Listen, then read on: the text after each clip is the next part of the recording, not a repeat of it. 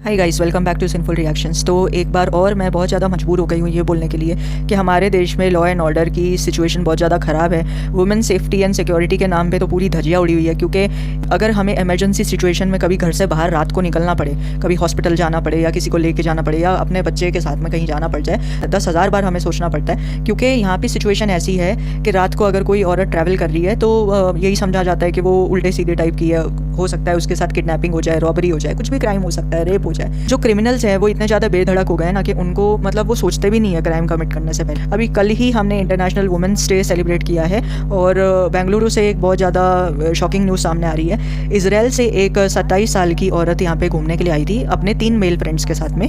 Daniel नाम का जो एक आदमी होता है वो अमेरिका से आया होता है उसके साथ, और पंकज नाम का एक व्यक्ति मुंबई से, और देवाशीष नाम का एक व्यक्ति ओडिशा से। ये 3 लोग जो हैं ये इजरायली औरत के साथ में घूमने आए होते हैं और ये हम्पी में घूम रहे होते हैं और होम स्टे करते हैं। ठीक है, तब रात को जब तुंगभद्रा रिवर बैंक के पास में ये लोग गप्पे लड़ाने के लिए तब बाइक में 3 लड़के आते हैं और इनसे पेट्रोल पंप का रास्ता पूछने लग जाते हैं। तो जो होम स्टे की जो ओनर होती है वो ये कहती है कि यहाँ पे कोई भी पास में पेट्रोल पंप है ही नहीं। तब ये लोग डिमांड करने लग जाते हैं कि हमें पैसे दे दो। तब ये लोग 20 रुपये देते हैं और उस दौरान इन लोगों की बहस हो जाती है। अब बहस हो जाती है तो ये 3 लड़के क्या करते हैं, जो इजरायली औरत के साथ में 3 मेल फ्रेंड्स होते हैं ना, इन लोगों को ये धकेल देते हैं नहर में, और जो 2 औरतें हैं इनके साथ में गैंगरेप करते हैं। नहर में जो 3 मेल फ्रेंड्स को इन लोगों ने धकेल दिया होता है उसमें से 2 मेल फ्रेंड्स आते हैं, जो 2 औरतें हैं उनको संभालते हैं, और जो तीसरा बंदा जो नहर में फंसा होता है उसकी छानबीन करना स्टार्ट कर देती है। तब पुलिस वालों को तीसरे बंदे की डेड बॉडी मिलती है। अब पुलिस जो है इनके खिलाफ में मर्डर का केस, गैंगरेप का केस, एक्सटॉर्शन का, रॉबरी का केस दर्ज कर देती है। अब बात यह है कि नेशनल क्राइम ब्यूरो के डेटा के हिसाब से 2021 में 37,000 जितने रेप्स कमिट हुए थे जो ऑन पेपर रिकॉर्ड हुए थे। बहुत सारे ऐसे रेप केसेस होते हैं जिसका कोई अकाउंटेबिलिटी नहीं है, जिसका कोई ऑन पेपर रिकॉर्ड नहीं है, क्योंकि लोग जो है ना वो शर्म के मारे रिपोर्ट कराने भी नहीं जाते।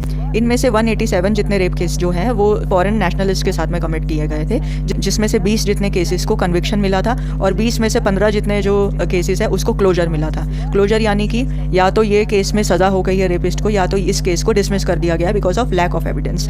अब बहुत सारे केसेस में ऐसा होता है कि जो बायोलॉजिकल फाइंडिंग्स होती है, जो बायोलॉजिकल एविडेंसेस होते हैं, जैसे कि DNA, ब्लड रिपोर्ट, सीमेंट और सलाइवा सैंपल्स जो होते हैं, कभी कभी ये अच्छे से प्रिजर्व नहीं किए जाते हैं। तो जब इनका फॉरेंसिक रिपोर्ट आता है तो वो फॉल्स फॉरेंसिक रिपोर्ट आता है, इस वजह से कन्विक्शन नहीं हो पाता है। और कुछ केसेस में ऐसा होता है कि जो विक्टिम होता है उसके ऊपर प्रेशर बनाया जाता है केस वापस लेने के लिए, out of the court settlement करवाने के लिए। और बहुत सारे ऐसे केसेस होते हैं जिसमें एविडेंस टेम्पर किए जाते हैं इंटेंशनली।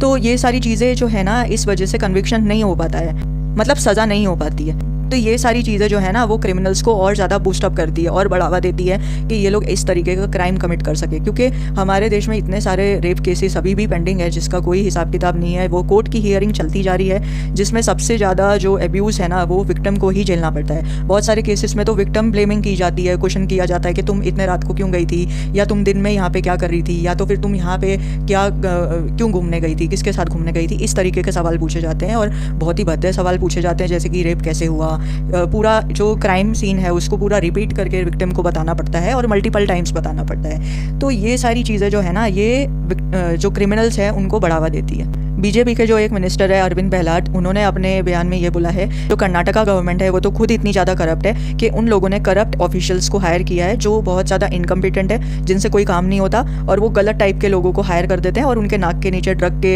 रैकेट्स चलते हैं और बहुत सारे इलीगल धंधे होते हैं। और बहुत सारे जो यूथ है ना वो ड्रग्स के चक्करों में पड़े हुए हैं, जिसकी वजह से ड्रग या अल्कोहल के इन्फ्लुएंस में आके वो ऐसे टाइप के क्राइम कमिट करते हैं। Because of the corruption, the fear of law is completely, it has vanished from state of Karnataka. All the police postings, whether the constable or the senior police officer, these transfers are made by taking money, by taking bribe. The officers, once they join, their only job is to make money. The drug menace has reached an all-time high. अब question ये है कि जो भी reason हो, चाहे drug हो या अल्कोहल हो या फिर कुछ भी रीज़न हो, बात तो ये है कि हमारे इंडिया में जो है जो औरतों की सेफ्टी है वो तो दाव पे लगी हुई है। एक दिन कोई ना कोई रेप केस तो सामने आ ही जाता है, चाहे बच्ची हो, चाहे बूढ़ी औरत हो, चाहे अधेड़ उम्र की औरत हो। रेपिस्ट तो एनिमल्स को भी नहीं छोड़ते हैं। ऐसे ऐसे केसेस हमने सुने हैं जहाँ पे कुत्तों के साथ में रेप हो रहा है या बकरे के साथ में रेप हो रहा है, कुछ भी हो रहा है। मतलब इन लोगों के दिमाग में कोई भी डर नहीं है, और डर इसलिए नहीं है जो कन्विक्शन रेट है वो ज़्यादा स्लो है, और जो सज़ा दी जाती है वो या तो लाइफ इम्प्रिजनमेंट होती है और rarest of the rare case में डेथ पेनल्टी दे दी जाती है। और जब लाइफ इम्प्रिजनमेंट किसी को दी जाती है तब जो क्रिमिनल्स होते हैं उनसे जेल के काम करवाए जाते हैं और बदले में उनको सैलरी पे की जाती है। जो सैलरी ये लोग अपने घर पे भेजते हैं और इन लोगों का घर चलता है। और ये लोग पैरोल पे भी बाहर आते हैं, 30-40 दिन का पैरोल लेके भी बाहर आ जाते हैं और अपने फैमिली मेम्बर्स को भी मिलते हैं। तो ये लॉ एंड ऑर्डर की सिचुएशन है यहाँ पे। जेल के अंदर बैठ के भी बहुत सारे क्रिमिनल्स क्रिमिनल एक्टिविटी को पूरा नेक्सस चला रहे हैं, पूरा क्राइम चला रहे हैं। जैसे आप लोग लॉरेंस बिश्नोई को जानते हो, लॉरेंस बिश्नोई जेल में बैठ के बड़े बड़े क्राइम करते हैं। तो ये सिचुएशन है हमारे देश में लॉ एंड ऑर्डर का। तक हम गलत लोगों को वोट देते रहेंगे और इन लोगों को गद्दी पे बिठाते रहेंगे तो ये सिचुएशन कभी भी सुधरने नहीं वाली है। और ये सारी चीज़ों के खिलाफ अगर कोई एकजुट होकर आवाज़ नहीं उठाएगा, आंदोलन नहीं करेगा जैसे निर्भया के टाइम पे हुआ था, तब तक कोई भी चीज़ें सुधरने का नाम नहीं लेने वाली। रेप केसेस में जो 16 साल से कम उम्र के क्रिमिनल्स होते हैं उनको एडल्ट जितनी ही पनिशमेंट देनी चाहिए। ये प्रावधान हमारे लॉ में होना चाहिए, जो कि नहीं है। और ये चीज़ों का फ़ायदा उठा के बहुत सारे जुवेनाइल्स जो हैं वो क्राइम कमिट कर रहे हैं। तो आप लोगों का क्या कहना है इस मैटर में कमेंट सेक्शन में अपनी राय रखना। चैनल पर नए हो तो सब्सक्राइब करना, वीडियो पसंद आए तो लाइक करना। मिलेंगे नेक्स्ट वीडियो में, तब तक के लिए बाय, टेक केयर।